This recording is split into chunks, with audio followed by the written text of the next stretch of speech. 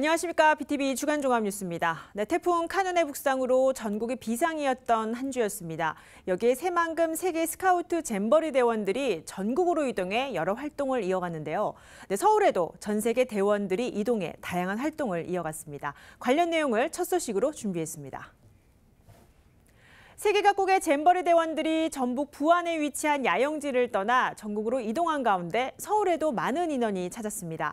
자치구마다 대원들이 불편함이 없도록 총력전을 펼쳤는데요. 서주환 기자가 현장에 다녀왔습니다.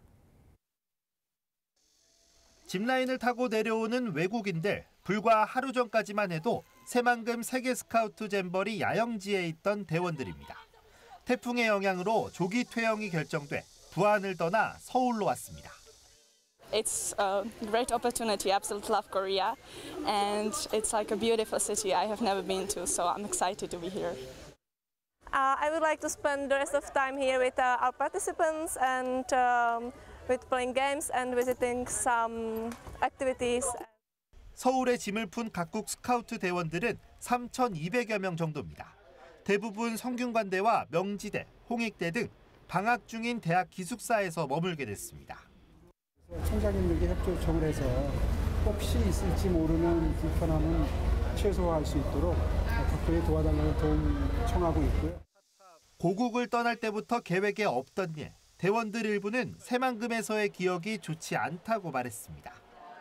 그나마 서울에서의 새로운 경험이 위로가 되고 있습니다. I was a little bit tired and now I'm healed. It's very good here. I really enjoy it. 서울 시민들도 갑작스럽기는 마찬가지입니다. 그래도 먼 나라에서 온 대원들이 반갑기만 합니다. 보람 있습니다. 왜냐하면 세계적인 축제에 오신 분들을 여기 와서 조금이나마 저희들이 즐겁게 해줄 수 있는 시간이 된다는 거에 감사드렸습니다. 각국의 대원들이 서울에 있는 동안 이들을 돕는 건 자치구 공무원들입니다. 이동과 식사 등을 모두 책임져야 합니다. 이곳은 노원구청 구내식당입니다. 보시는 것처럼 체코와 베네수엘라 대원들의 점심 식사가 한창인데요. 노원구는 하루 3끼를 합쳐 1,300인분의 식사를 준비해야 합니다. 하루 만에 결정된 일정을 시간에 맞춰 진행하는 것도 쉽지는 않습니다. 변하는 상황에 실시간으로 대응해야 합니다. 좋은 기억을 심어주기 위해 안간힘을 쓰고 있습니다. 굉장히 다양한 청소년을 위한 시설들이 있었는데 지금 이렇게 급하게 비상 상황일 때 진가를 좀 발휘하게 된 것 같습니다. 새만금에서는 많이 고생을 했는데 노원 구민들의 따뜻한 사랑과 배려를 느끼는 그런 소중한 시간이 되기를 바라겠습니다. 예정에 없던 서울 일정을 소화하게 된 각국의 스카우트 대원들. 개척 정신과 호연지기 등의 취지가 무색해지긴 했지만 마지막은 잼버리의 어원처럼 유쾌한 잔치, 즐거운 놀이를 느껴보길 모두가 바라고 있습니다. BTV 뉴스 서주원입니다. 네, 이어서 자치구 소식입니다. 성동구 성수동은 지난 2015년 일부 지역을 지속가능 발전구역으로 지정한 후 임차인들이 쫓겨나는 젠트리피케이션 현상을 어느 정도 방어했다는 평가를 받고 있습니다. 올해도 임대료가 상승하자 성동구는 성수동 거의 전역을 지속가능 발전구역으로 확대 지정키로 했습니다. 이재원 기자가 취재했습니다.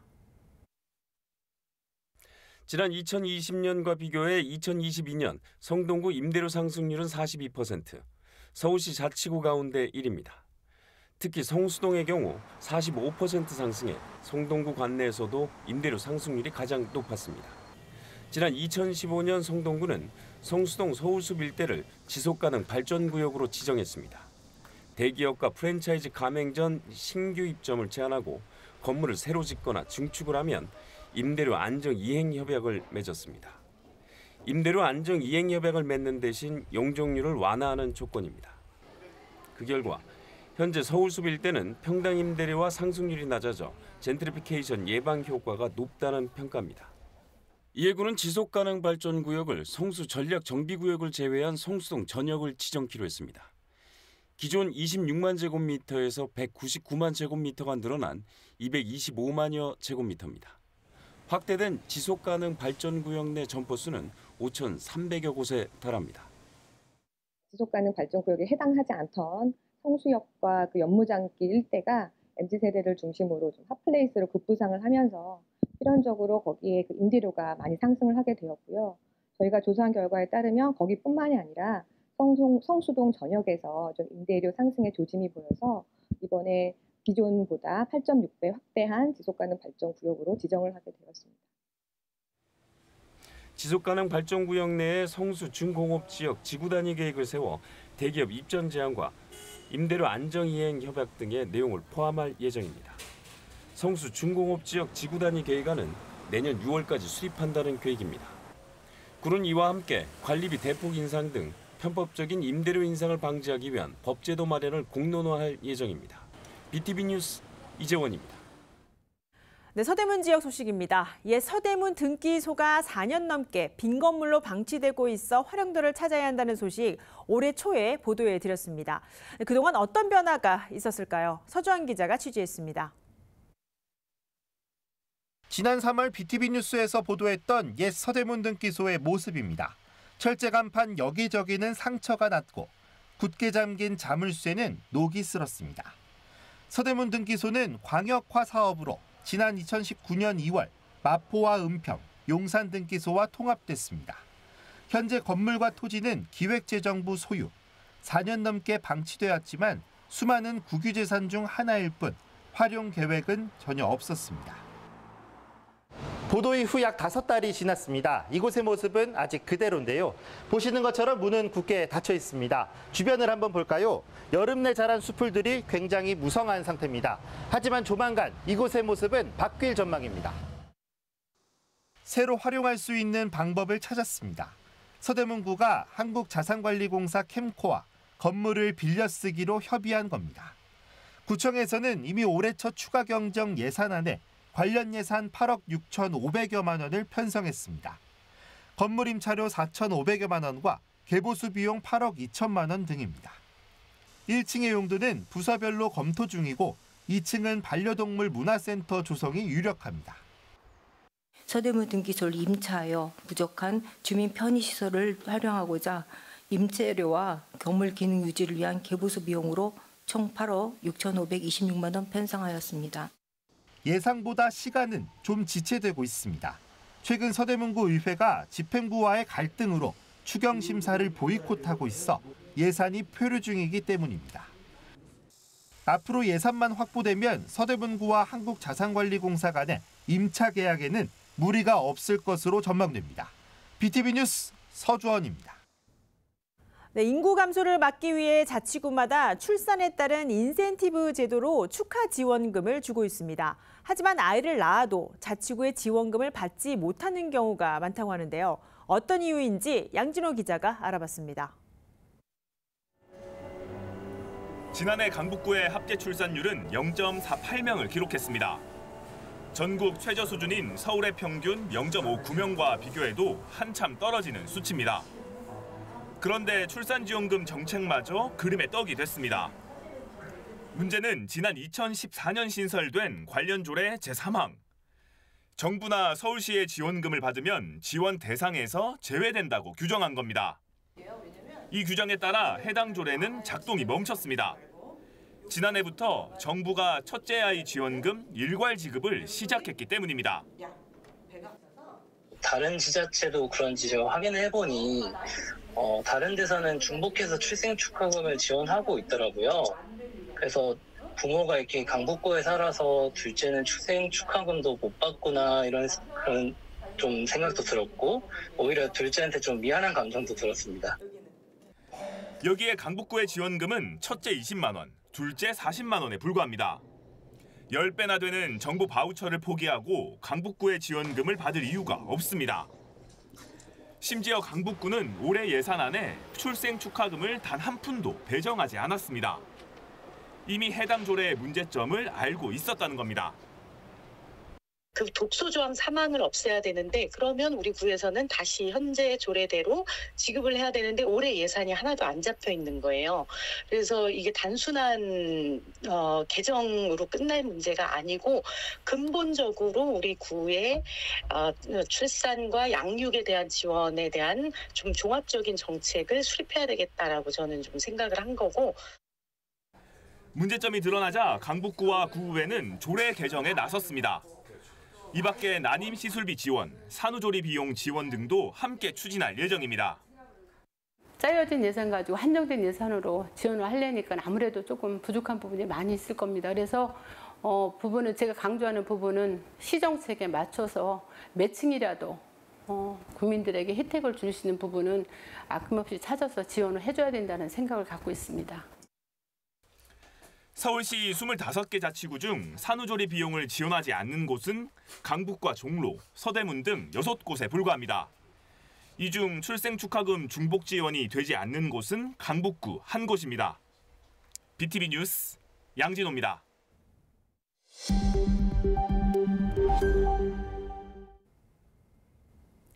네, 교차로에서 우회전 시 일시 정지하도록 한 법령이 시행됐지만 교통섬이 있는 구간에선 여전히 차량과 보행자 간의 사고 위험이 높습니다. 광진구가 교통사고 위험지였던 자양 사거리에 교통섬 철거로 안전 확보에 나섰습니다. 김진중 기자가 취재했습니다. 자양 전통시장으로 진입하는 주요 교차로이자 평상시에도 보행 인파와 차량 통행량이 많은 구간으로 꼽히는 광진구 자양 사거리입니다. 지난 6월 시작된 공사와 함께 교통섬은 철거됐고 보도폭은 3.5m 넓어지면서 보행 환경은 개선됐습니다. 이 일대는 급작스러운 우회전 차량과 무단횡단으로 안전사고 우려가 제기됐던 곳입니다. 현재는 이곳에 교통섬이 제거되고 우회전 전용 차로가 마련됐습니다. 사거리 신호체계에 맞춰 우회전 차량이 정지하고 보행자들은 횡단보도를 건넙니다. 횡단보도 폭도 기존보다 4m가량 넓어지면서 무단 횡단하는 시민도 줄었습니다. 광진구는 이번 교통섬 철거로 보행 교통사고 예방 효과를 기대하고 있습니다. 기존에 교통섬이 있음으로써 우회전 차량과 횡단보도를 건너는 보행인들이 상충하는 지점이 발생하였는데요. 이번에 개선을 통해서 상충 지점을 해소함으로써 보행자 안전 확보가 되었다고 생각합니다. 자양 사거리 일대에는 아직 교통섬 2곳이 남아있는 상태. 구는 보행량과 교통량 분석을 통해 남서측 교통섬 철거가 먼저 이뤄졌다고 설명했습니다. 지역 내 사고 발생 위험이 높은 지점에 대한 검토 분석을 통해 점진적으로 교통섬을 철거해 나가겠다는 계획입니다. BTV 뉴스 김진중입니다. 네, 별과 우주 등에 대해 배울 수 있는 시설이 서울 강서구에 지어지고 있습니다. 바로 별빛 우주과학관인데요. 이달 말 임시 개관을 앞두고 있습니다. 그 내부 모습을 BTV 카메라에 담아봤습니다. 김대우 기자입니다. 바깥 공사는 거의 끝났습니다. 내부를 꾸미는 일만 남았습니다. 각종 모형과 전시물을 설치하는 작업이 한창입니다. 이제 이것저것 들어서고 구경도 하고 이제 박물관식으로 해놓으니까 안에 가까우니까 또. 손님 맞을 준비로 분주한 이곳. 강서구 방화근린공원에 지어지고 있는 강서 별빛 우주과학관입니다. 우주에 대해서 아마 궁금하신 것들이 상당히 많으실 거예요. 예, 우주는 워낙 누구나 어른부터 어린이까지 다 이제 좋아하고 궁금해하는 그런 소재거든요. 그래서 그런 궁금증을 풀어드리고 함께 천문 우주를 같이 즐길 수 있는 그런 공간으로 저희가 이제 만들고자 하거든요. 공정률 90%를 넘긴 상태입니다. 오는 29일 임시 개관 예정입니다. 천체 토형관 등을 갖췄습니다. 임시 개관 기간 동안 부족한 부분은 없는지 살펴보고 오는 10월 정식으로 문을 열 계획입니다. 강서 구민들께 우주과학에 대한 관심, 또 우리 어린이 청소년들에게는 우주에 대한 어떤 꿈과 호기심을 심어줄 수 있는 그런 공간이 될 거라고 기대합니다. 천체 망원경이 없다는 점은 아쉬움으로 남습니다. 그래도 실제 별을 볼 수 있을 전망입니다. 과학관 측은 이동식 망원경을 통해 별이나 행성 등을 관찰할 수 있는 기회를 제공할 예정입니다. BTV 뉴스 김대우입니다.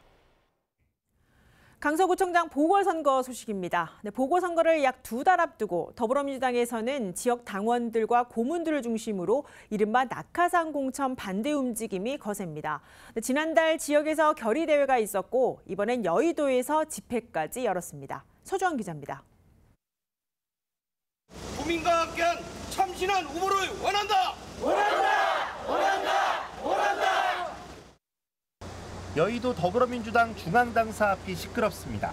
서울 강서구 지역 강원로와 권리당원들, 강서구청장 보궐선거 낙하산 공천에 반대하는 집회를 열었습니다. 강서구에서 살지도 않고 동네에서 통반장도 안 해본 사람이 구청장 나와서 뭘 하겠다는 말입니까? 도저히 저희들은 참을 수가 없습니다. 요구는 간단합니다. 이번 보궐선거에서는 지역 밀착 후보를 세워야 한다는 겁니다. 부정 공백을 빠르게 정상화할 인물이 필요하다는 등의 명분입니다. 강서의 현안도 모르고 강서에서 무슨 일을 해야 될지도 모르는 사람을 구청장 후보로 낙하한다고요?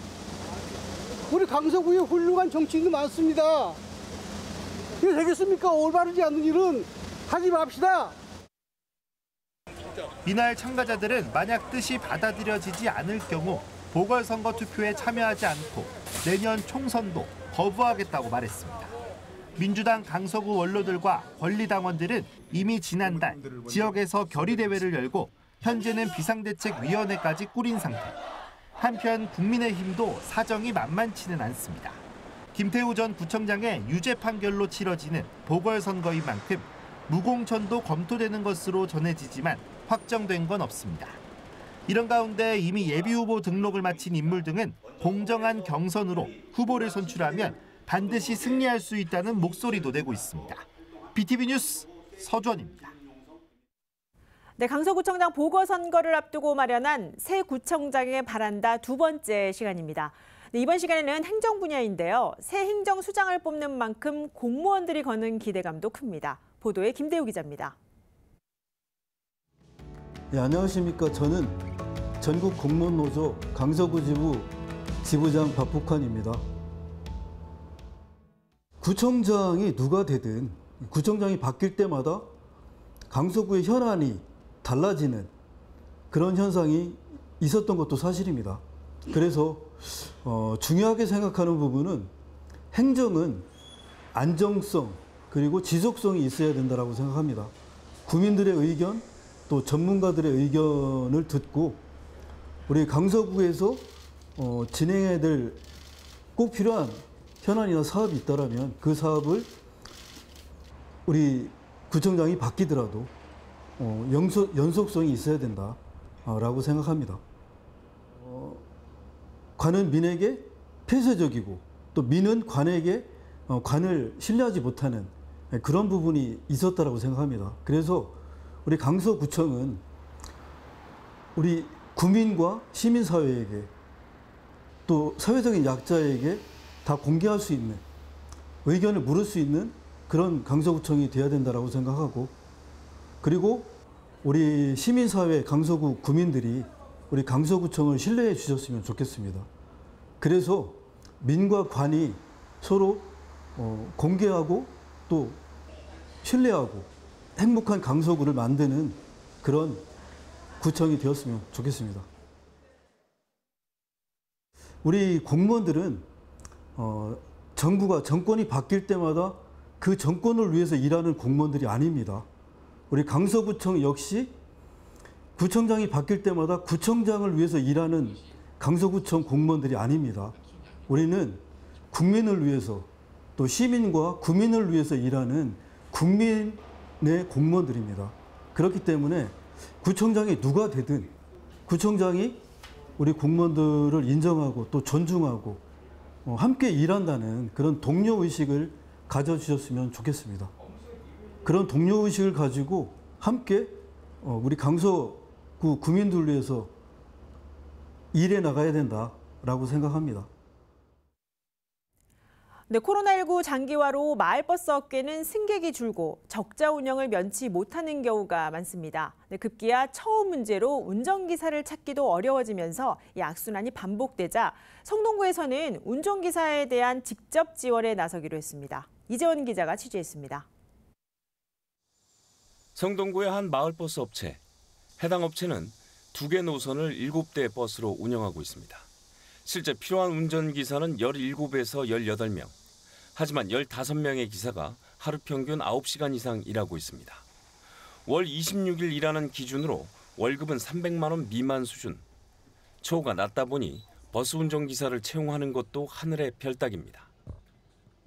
코로나 때문에 승객이 많이 빠진 상태가 회복이 안 되다 보니까 처우 개선도 안 되고 그러다 보니까 기사분들이 다른 데로 계속 빠져나가고 오히려 배달이나 이런 쪽으로 빠져나가신 분들이 워낙에 많았었고.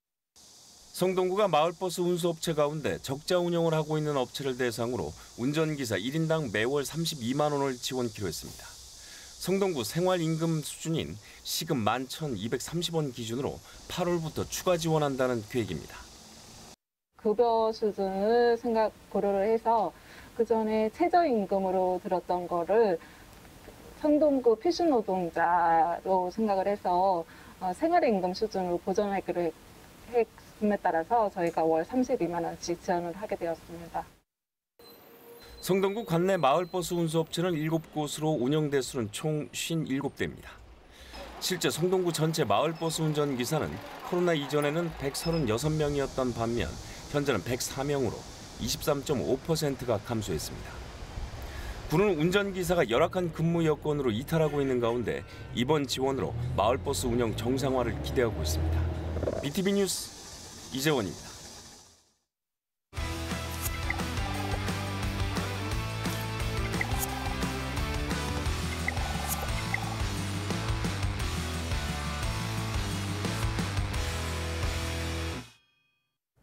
네, 지역의 이슈와 다양한 정보 등을 주민이 직접 전하는 주민통신원 순서입니다. 네, 요즘 이 대형마트에 가면 1인 가구를 위한 식품 판매대가 눈에 띕니다. 이 여름의 대표적인 과일인 수박도 절반으로 잘라서 판매하고 있는데요. 네, 그만큼 1인 가구가 증가하고 있다는 뜻이겠죠. 이 한 통계에 따르면 서울시 전체 인구 941만 4천 명 가운데 33%가 1인 가구입니다. 서울의 자치구마다 1인 가구 지원 정책을 내놓고 있는데 이 가운데 저희가 성동 지역 사례를 주민통신원을 통해서 직접 전달을 받았습니다. 네, 성동구를 담당하는 서성원 통신원을 화상으로 연결해서 자세한 내용 알아보겠습니다. 서성원 통신원 나와 계십니까? 네, 서성원 통신원입니다. 네, 반갑습니다. 서울에서 성동 지역 1인 가구를 취재하셨다고 들었습니다. 먼저 성동구의 1인 가구는 얼마나 되고 또 1인 가구가 늘어난 이유는 무엇인지부터 설명을 해주시죠. 행정안전부 주민등록 인구 통계에 따르면 성동구 세대는 13만 3천여 가구입니다. 이 중에서 1인 가구는 5만 8천여 세대인데요. 약 44%를 차지합니다. 2023년 성동 지역 주민 공동체 인식 연구조사 보고서에 따르면 전 연령층에서 1인 가구가 늘어났는데요. 그중에서 20, 30대가 가장 크게 늘어났습니다. 가족 구조가 바뀌고 있는 것입니다. 네, 이 앞서 말씀하신 대로 1인 가구는 서울시 전체에 늘고 있는 추세여서 여러 정책을 내놓고 있습니다. 성동 지역의 1인 가구 지원 정책은 무엇인지도 궁금합니다. 서울시에서 지원하는 사업 외에 다음과 같은 사업을 합니다. 엄지척 세탁 서비스, 1인 가구 정신건강복지사업, 성동구 위기가구 발굴 시스템, 문화공연, 객석 나눔, 주택관리 서비스, 청년 이사 차량 지원 등이 있습니다. 구청 홈페이지나 SNS 이용이 어려운 분들을 위해서 성동 1인 가구 생활 안내서를 만들어 배포했습니다. 1인 가구를 효율적으로 지원하기 위해서 성동 1인 가구 지원센터도 만들었습니다. 네, 이 서울의 자치구마다 1인 가구 지원센터도 운영하고 있다는데 이 성동구 1인 가구 지원센터도 간략히 소개를 좀 해주시죠. 성동 1인 가구 지원센터는 2022년 마장동에서 문을 열었습니다. 강의실, 다목적실, 공유주방, 드로잉 카페, 상담실을 두고 있는데요. 보건의료 특화 사업을 펴고 있습니다. 프로그램은 4분야입니다. 신체 건강 증진 사업인 건강마루, 마음 건강 회복 사업인 그린마루, 관계망 강화 사업인 성동당당입니다. 걷기, 명상 요리, 식단 관리, 체력 측정 등등은 건강마루 사업이고 미술 심리 상담과 컬러링은 그린마루 사업입니다. 이 예외도 1:1 재무관리 전문 상담도 진행합니다. 성동당당에는 우쿨렐레, 칼림바, 스마트폰 교육, 꽃꽂이, 사진 앨범 만들기 등등을 진행하고 있습니다. 신인화 팀장의 말을 들어보겠습니다. 저희 센터만의 장점이 있습니다. 첫 번째는요, 저희는 미술 특화가 되어 있는데요. 저희 미술 심리 상담 전문 상담사님과 함께하는 또 미술 심리 상담이 있고요. 언제든지 오셔서 할 수 있는 컬러링이 있습니다. 또 두 번째로는 저희가 일회성이 아닌 긴 건강 프로그램이 있으니까요. 그것도 많이 이용하셔서 본인만의 건강 습관도 만드셨으면 좋겠습니다. 마지막으로 세 번째, 저희는 자조 모임도 운영을 하고 있는데 단순한 자조 모임이 아니라 환경 창업 관련된 주제로 자조 모임을 운영하고 있고요. 정말 많이 또 좋은 서비스를 계획하고 있으니까요. 저희 1인 가구 지원센터 많이 이용해 주시길 바라겠습니다. 네, 생각보다 많은 프로그램을 운영하고 있는데요. 취재 현장에서 직접 만난 참여자들의 반응은 좀 어떻습니까? 8월 8일에는 우쿨렐레와 요리 교육이 있었습니다. 우쿨렐레 강좌는 관계망 형성을 위한 프로그램인데요. 처음 배우는 사람들이어서 기본 운지법부터 익히고 있었습니다. 건강을 위한 요리 교육은 매콤 콩나물국과 채소 불고기를 만들었습니다. 각종 식재료와 요리 도구가 잘 구비되어 있었고 앞치마 차림을 한 참가자들 표정은 밝아 보였습니다. 우쿨렐레에 참여한 분의 얘기를 들어보겠습니다. 처음에는 좀 무료한 그런 여가 시간을 어떻게 좀 재밌게 보낼 수 있을까 생각을 하다가 우연하게 SNS에서 보게 된 그 글을 보고 성동구 1인 가구 지원센터의 여러 가지 프로그램들을 많이 신청을 했는데, 그 중에서 우쿨렐레 같은 경우에는 이제 악기를 배우게 되는 거다 보니까 아무래도 평소에 쉽게 접하지 못했던 그런 악기들을 실제로 연주를 하고, 그래서 연주할 수 있는 그런 능력들을 키울 수 있어서 굉장히 뜻깊은 시간이었다고 생각을 하고요. 계속해서 이런 프로그램들이 지속적으로 많이 지원이 됐으면 좋겠다는 생각입니다. 네, 취재를 통해 1인 가구 대상자를 만나고 또 여러 지원 정책 정보를 알려주셨는데요. 네, 현장에서 취재한 소감이 어떠셨는지도 궁금합니다. 성동구 1인 가구 지원센터는 질문지를 통해 지원자들이 원하는 프로그램을 만든다고 했습니다. 수요자에게 맞춰서 프로그램을 개설하는 노력이 돋보였습니다. 최근에 청년 지원 정책은 꾸준히 늘어났고 노인 복지 혜택 또한 비슷합니다. 반면에 중장년 1인 가구 지원은 상대적으로 적은 편이라고 합니다. 중장년 1인 가구 지원에 집중한다는 담당자의 말은 인상적이었습니다. 이번 달 8월은 성동 1인 가구 지원센터 개소 1주년입니다. 다이어트 과학자 체겸과 체겸 강연과 꽃꽂이, 드로잉, 우쿨렐레, 칼림바 등 원데이 클래스를 연다고 합니다. 많은 분들이 참여했으면 좋겠다는 생각이 들었습니다. 네, 여기까지 듣겠습니다. 1인 가구 지원책에 대한 성동구 사례를 서성원 통신원이 전해주셨습니다. 네, 취재하느라 고생 많으셨습니다. 네, 감사합니다.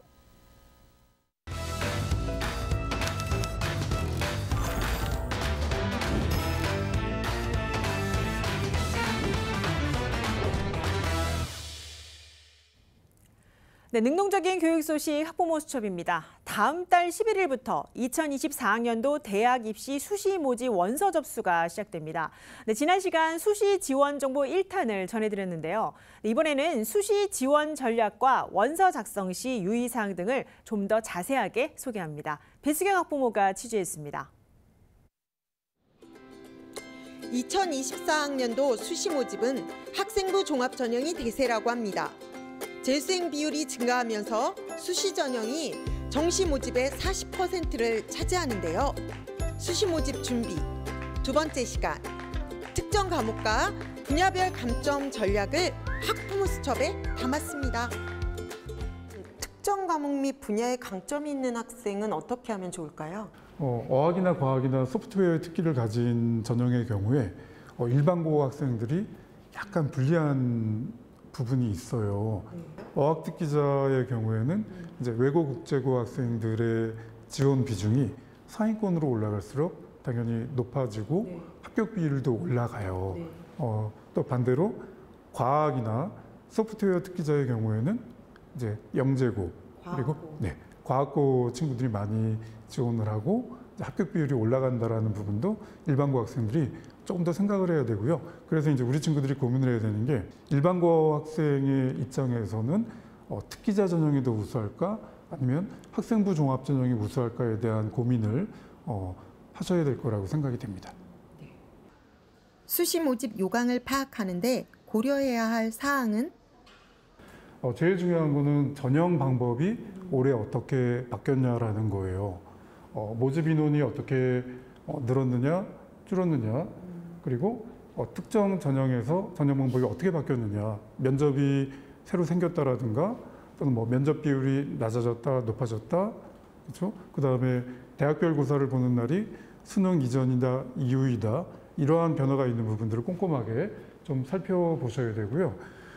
교과 전형에서는 진로 선택 과목을 반영하는 경우도 있기 때문에 반영 방법도 살펴보시면 좋겠습니다. 서울 진로진학정보센터에 저희가 수시 자료집을 탑재할 거예요. 그러니까 학부모님들 입장에서는 그 자료집을 참고하시는 게 가장 빠르게 이해하시는 방법이고, 그다음에 서울시 자료집에는요, 작년도 대학 입시 결과, 수시 모집 결과를 다 실어놨습니다. 저희 딸이 가고 싶은 학교가 있는데 그 학교에 정말 지원을 했을 때 이제 가능성이 얼만큼 있는지가 제일 궁금했고요. 또 그거 외에도 또 다른 학과에 더 쓸 수 있는 과가 또 무슨 과가 있는지도 알고 싶었는데 그런 부분에 있어서 굉장히 구체적으로 짚어주셨고. 저는 논술이 어떤 건지 잘 몰라서 논술로 가야 할지 아니면 다른 걸로 가는 게 유리할지 고민을 되게 많이 했어요. 여기서 논술에 대해서 알려주셔가지고 좀 편했던 것 같아요. 수시 모집 원서를 작성하는 수험생들의 주의사항은 3학년 1학기에 중간고사, 기말고사를 합친 성적표가 나오고 이제 그러고 나면 이제 1학년, 2학년, 3학년 1학기까지의 교과 성적의 추이를 이제 학생 학부모님이 확인하실 수가 있을 거예요. 그 자료를 먼저 분석을 해주시고, 두 번째로는 생활기록부를 분석을 해야 되는데 아직 완성이 안 됐을 거예요. 지금 학교 선생님들이 열심히 아마 세특을 쓰고 계실 겁니다. 아마 8월 중순까지도 계속 열심히 쓰고 계실 거라고 생각이 돼요. 그러면 이제 생활기록부를 담임선생님하고 상담을 하면서 각 영역별로 그리고 각 교과별로 본인의 강점이 무엇이고 약점이 무엇인지 좀 냉정하게 좀 판단을 해봐야 된다라는 부분이고요. 마지막으로는 올해 3월부터 본 모의고사 성적을 좀 분석을 해볼 필요가 있다. 수시 모집을 포함한 대학 입시 상담은 서울시 교육청이 온라인과 대면으로 지원하고 있습니다. 수시 모집 정보를 통해 그동안 수험생들이 노력한 결과물이 좋은 결실을 맺길 바랍니다. 학부모 수첩 배수경입니다.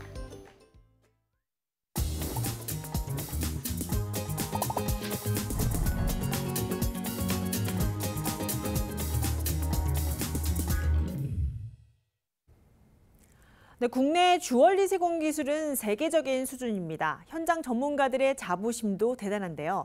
하지만 고질적인 인력 수급 문제와 디자인 차별화의 약점을 보이면서 이 주얼리 산업의 중심지, 종로에도 위기감이 커지고 있습니다.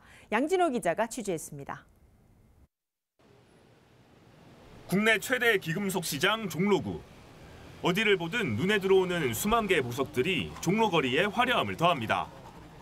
하지만 정작 그 화려함을 찾는 손님들은 점점 줄고 있습니다. 현장 상인들이 느끼는 침체된 주얼리 시장의 현실은 위기 단계에 이르렀습니다. 아예 그 손님 자체가 안 들어요. 이렇게 보시면은 지금도 이렇게 보시면은 상담하고 있는 코너가 한 3-4군데밖에 없잖아요. 이 안에가 한 30여 군데의 업체가 있는데 상담하는 사람은 3-4집. 그럼 나머지 그 한 10%를 제외한 나머지 90%는 어떤 다른 방법이 필요하겠죠. 국내 주얼리 시장 규모는 지난해 코로나19 위기 이전 수준을 되찾았습니다. 하지만 이 규모는 8년 만에 2배 넘게 상승한 금값이 보여준 착시 현상입니다. 실제 순금 중심의 일반 주얼리 시장은 21년 대비 30% 넘게 성장했지만 예물, 패션 주얼리 시장은 급격하게 쪼그라들었습니다. 금값 값이 갑자기 가파르게 상승하는 바람에 이제 주문량이 확 줄은 거예요. 그래서 이제 저희는 아니지만 일부 주변 이제 회사들은 주 4일 하는 데도 있고 어쩔 수 없으니까요. 주 5일 할 수 있는 양의 주문이 안 들어오다 보니까. 반면 해외 명품 브랜드 수입 규모는 지난해 10억 달러를 돌파하며 5년 만에 200% 넘게 늘어났습니다. 가격과 품질을 경쟁력으로 내세웠던 종로 주얼리의 위기를 단적으로 보여주는 현상입니다. 공통적으로는 판로나 홍보 마케팅 그리고 인력 지원이 좀 공통적으로 나타나고 있어요. 그러니까 그런 이유에 있어서는 앞서 말했듯이 외부 환경의 변화나 이런 것들이 빠르게 변화하고 있기 때문에 태생적으로 영세한 이런 소상공인 위주의 산업에서는 그걸 민첩하게 대처하기가 쉽지 않았다라고 보여집니다. 그래서 그런 부분에 있어서의 지원이 필요하리라 생각이 듭니다. 이런 위기 속에 제조 인력 수급 문제가 두드러집니다.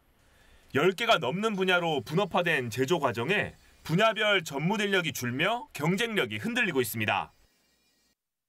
외국인을 저렴하게 쓰는 게 아니고 그 외국인을 잘 관리해서 그 나라로 돌아갔을 때 그 나라에서 그 사람이 그 산업의 역군이 되고 우리는 이 국제 전시회뿐만 아니라 그 사람들이 우리의 그 고객이 될 수도 있는 거 아닙니까? 이렇게 선순환 구조에 대한 그 인력 정책도 많이 필요하다고 봅니다.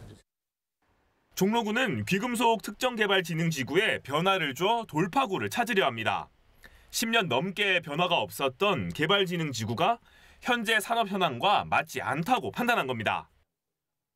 이제 시장의 흐름을 보고 그다음에 거기에 맞춰서 사실은 행정력도 행정적인 지원도 돼야 되고 필요하잖아요. 그래서 이제 그런 부분들을 위해서 저희가 하반기에 이제 업계 관계자분들하고 이제 포럼도 이렇게 할 거고 전문가들 모시고 그러면 이제 다양한 의견이 나올 거고 그다음에 이제 그런 어떤 의견들을 담아서 저희가 나름대로 이제 정책적인 부분에 반영시키기 위해서 노력. 다만 현장의 장인들은 종로 귀금속 산업이 언제든 재도약할 수 있는 힘이 있다고 자부심을 보였습니다. 유행을 쫓아가는 게 아니라 만들어내기 위한 종로 주얼리 브랜드의 탄생이 필요한 시점입니다. BTV 뉴스 양진호입니다.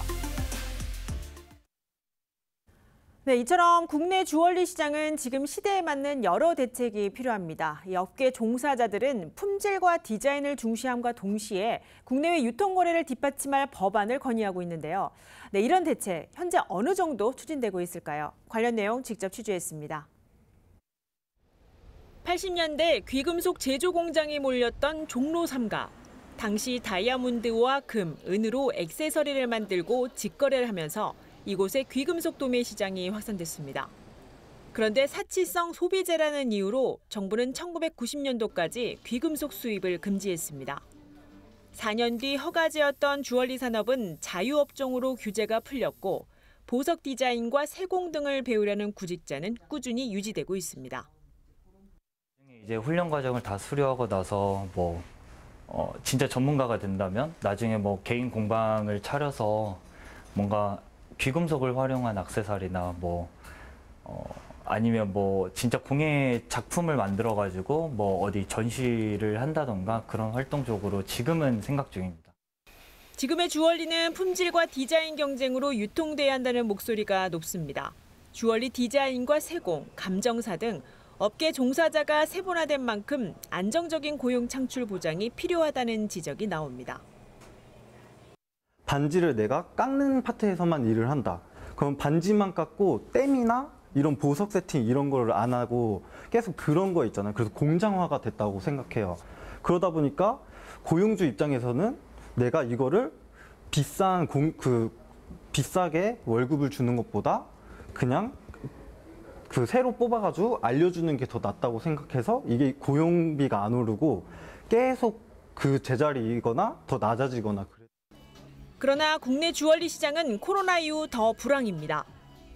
도매 가격을 소매로 판매했을 때 이를 규제할 대안이 없는 것과 명품과 유사한 디자인 제품을 양산해 음성 거래를 해도 처벌할 법적 조치가 없다는 것도 업계 종사자들을 힘들게 하는 대목입니다. 주얼리 소매업을 등록제로 바꾸는 등 법적인 제도 마련이 필요하다는 의견이 나오는 이유입니다. 좋은 품질과 디자인으로 경쟁할 수 있는 그런 구조를 만들려면은 제도적으로 소매상들이 결집할 수 있는 매개체가 있어야 된다고요. 그리고 아까 얘기했듯이 우리가 1년이면 1년 동안 유예 과정을 둬서 1년 뒤에 몇 월 며칠부터는 전면적으로 부가세 거래한다. 이렇게 해서 실시하면은 우리 구조가 완전히 바뀔 수 있고. 지난 2월 주얼리 산업진흥법안이 국회 산업통상자원 중소벤처기업위원회에서 발의됐습니다. 업계 의견을 듣는 공청회도 열렸습니다. 2020년 귀금속 관세 폐지 법안이 추진된 데 이어 국내 주얼리 특화 산업을 유지할 수 있는 제도적 장치가 입법화돼야 한다는 취지입니다. 음성적으로 거래되는 그 주얼리 시장의 규모가 한 15조 정도 된다 그래요.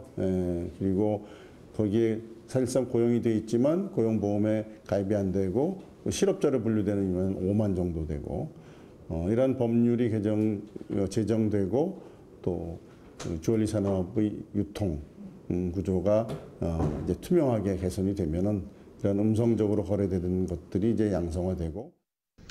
현재 주얼리 종사자들은 온라인 플랫폼을 만들어 귀금속 판매 유통망을 개선하고 있습니다.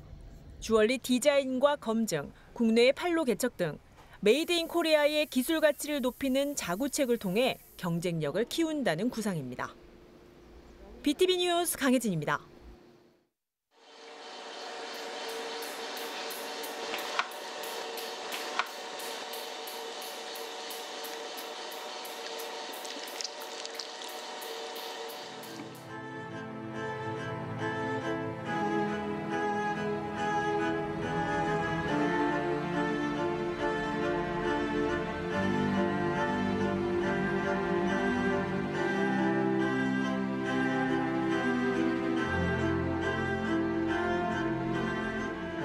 도자기는 나의 분신이라고 보면 돼, 분신. 거기에는 나의 모든 일생이 다 거기 들어있고 철학이 들어있고 모든 에너지가 다 내가 만드는 도자기에 거기에 함축돼 있거든요.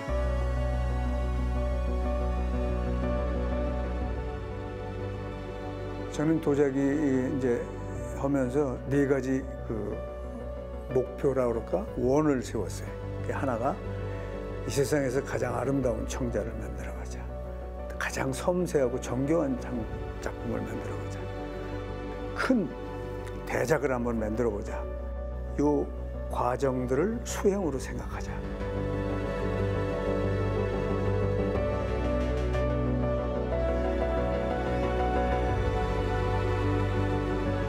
한 점 한 점 정말 심혈을 기울여서 만든 작품들인데 이 작품들이 세계 만방에 알려져서 한국의 전통문화 예술, 특히 고려 청자가 이렇게 훌륭한 어떤 예술이라는 것을 만천하에 알리고 그래서 좀 자랑도 하고 싶습니다.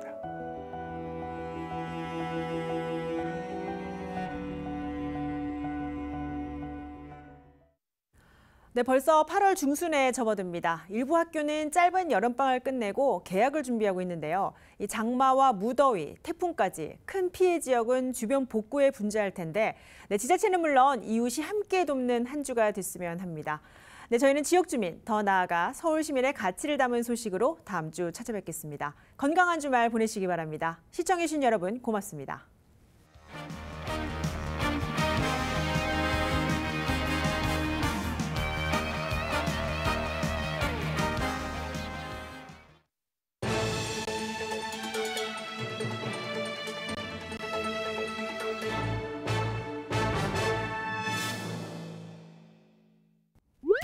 BTV 뉴스를 더 많이 보고 싶으시다면 여기 구독 버튼을 눌러주세요. 추천 영상도 누르면 바로 재생됩니다. 또 다양한 서울 소식을 보고 싶으시다면 휴대폰에서 가지 앱을 다운로드해보세요. 저희 BTV 뉴스를 시청해주셔서 감사합니다.